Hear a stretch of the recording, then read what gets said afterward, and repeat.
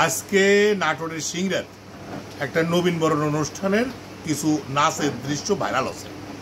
Viral কারা করেছে? ওই এলাকার সাংবাদিক এবং আমার সাংবাদিক বন্ধুরা এবং কিছু যুবক ছেলেপেলে। আচ্ছা, তাদের কথা হচ্ছে যে এই নৃত্য পরিবেশনের মাধ্যমে অশ্লীলতা ছড়াইছে এবং এটা খুব খারাপ হয়েছে, মান সম্মান সব গেল। আচ্ছা, তাহলে এই যে মান সম্মান যাওয়ার পিছনে দায়ী কারা?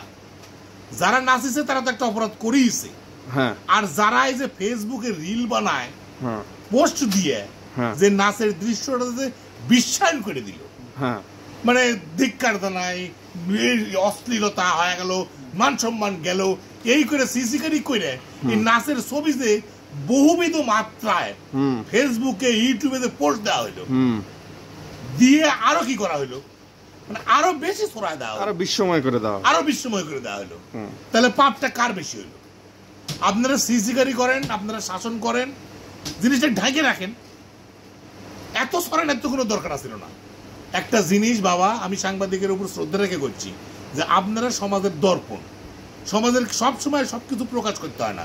নিজের মান সম্মান বাঁচানোর জন্য কিছু কিছু জিনিস চাপা দেওয়া লাগে। আপনার এই জিনিসটা চাপা দিতে পারেননি, এটা খুবই একটা খারাপ কাজ হচ্ছে। আপনার মান সম্মান আপনি নিজে ডুবাচ্ছেন।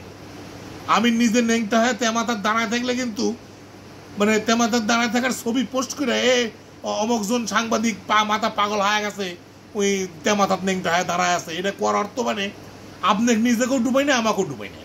আমি না হয় একটা কাম করে ফেলাছি, পাপ কাজ করে ফেলেছি, কিন্তু সেটা আপনি সমালোচনা করবেন, ছবি ছাড়া করেন, ভিডিও ছাড়া করেন, কিন্তু এইটা করে আরো ছড়ায় দিলেন, লাভটা কার হলো?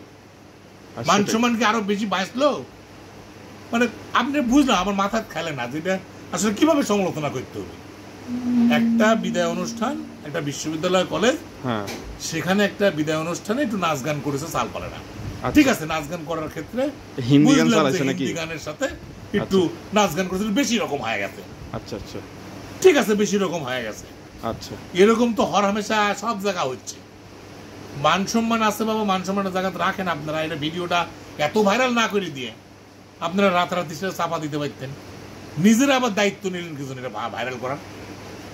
এই জায়গা আমার ঠিক মানে মাথা খেলে না। হয়তো আমার কাঁচা বুদ্ধি, আমার ছোট মানুষ, আমার বুদ্ধি হয়তো কম, হ্যাঁ আমার বুদ্ধি কম হতে পারে, আমার বুদ্ধি কম, আমারই ভুল হচ্ছে হয়তো।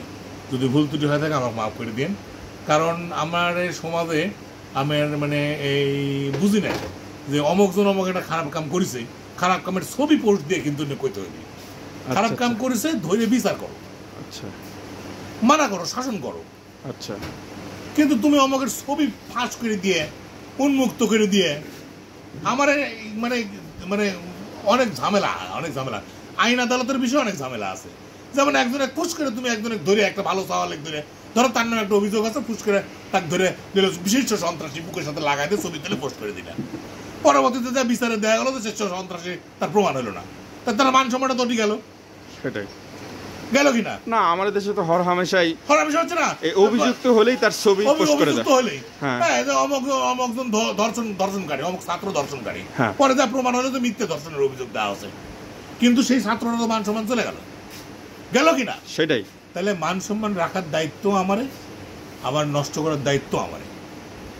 করে দিন ভুল ত্রুটি হলে, কিন্তু খেয়াল রাখবেন যে মান সম্মান বাজারে বিকেনের জিনিস না, মান সম্মান ফেসবুক ইউটিউবে দিয়ে ছড়ানোর জিনিস না। ধন্যবাদ, ভালো থাকবেন।